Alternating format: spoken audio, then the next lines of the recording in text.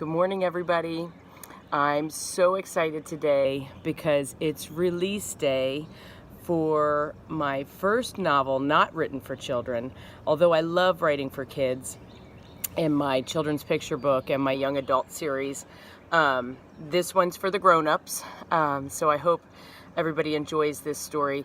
And I want to share with you that this is my favorite book. Of all the books I've written, this is my favorite.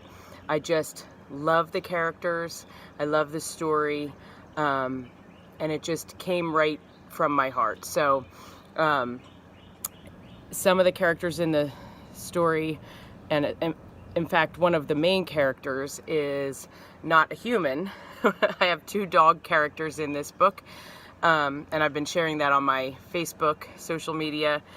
So if you've been following, you've seen some of those pictures, but if not, one of the main characters in this story is a mixed breed dog named Crash, and he belongs to a young gamer named Jace Calhoun.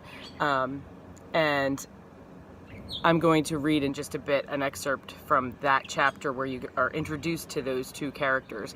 But there are a lot of characters in this story, and the story takes place in Cape Cod, and the reason I chose that area for the setting of the story is because of the large number of great white sharks that are in that area because of their big seal population.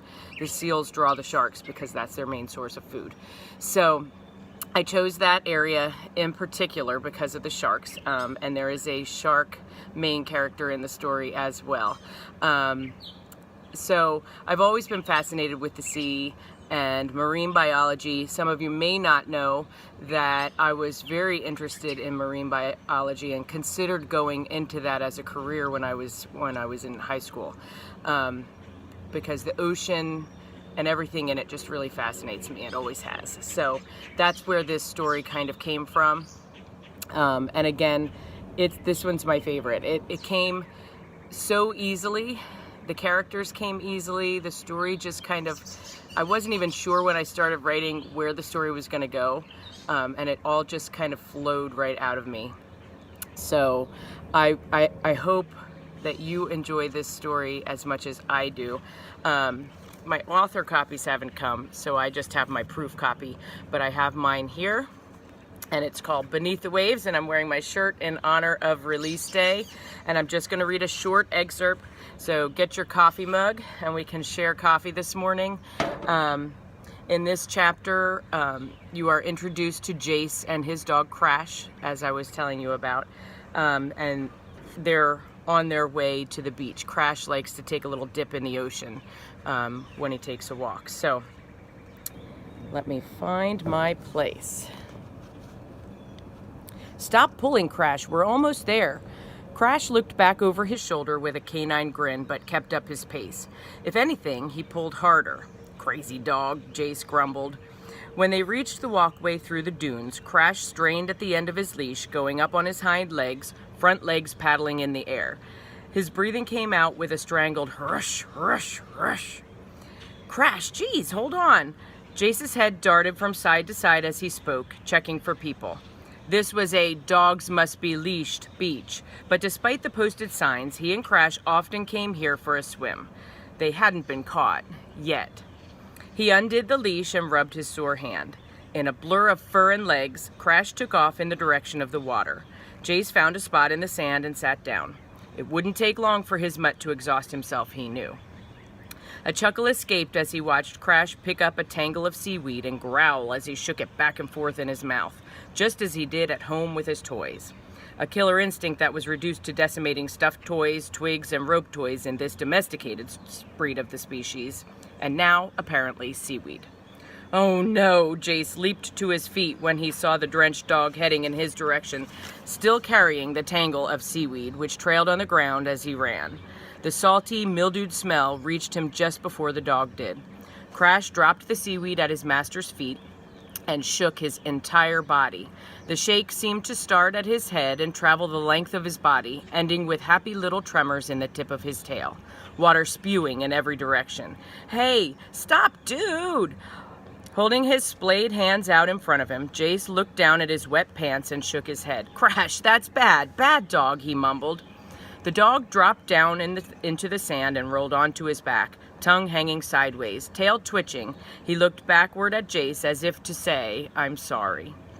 Crazy dog, Jace barked out a reluctant laugh. I'm still triggered. I should take you back to the pound. That's what I should do. As he reached down to ruffle the soggy, sand-encrusted hair on his dog's head, a glint of light from inside the seaweed forced him to shield his eyes.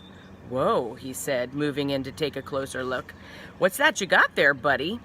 Jace's eyes widened as he bent to examine Crash's find. The dog, now standing with his chest puffed out and head held high, seemed very proud of his discovery. He leaned closer, his nose twitching before he looked up at Chase, tail whipping a circular pattern in the air. Jace glanced at him before his eyes were drawn back to the object in the sand. Whoa, he repeated. What is this? So that's just a part of chapter 3. And the main premise of the story is that different people in Cape Cod are finding these objects that similar to what Chase and Crash just found, what Jason Crash just found on the beach. So different people are finding them. An almost ready to retire school teacher, Maggie Lee, finds one on the beach. And Bob, a retired police officer who is now living in an assisted living community, is reconnected with that he has, the same kind of thing. And Sophiana, a marine biologist who's studying a great white shark, snaps a picture of the shark and finds something similar lodged into the mouth of one of the great white sharks she's following. So what they don't know is that these objects have a certain kind of power. And then they all get together and kind of solve that mystery. So I hope you'll grab a copy of Beneath the Waves today. It is available now. It's available at Amazon, barnesandnoble.com, and it's also available on Kindle Unlimited. It's available in ebook form, but if you're part of Kindle Unlimited, you can download it today for free and get started reading. So it's available now, just in time for the July 4th holiday weekend. So if you have a little bit of extra time for reading, I hope you'll consider reading Beneath the Waves. And everybody, happy release day. Cheers with your morning coffee, and have a wonderful day. Woohoo! Release day.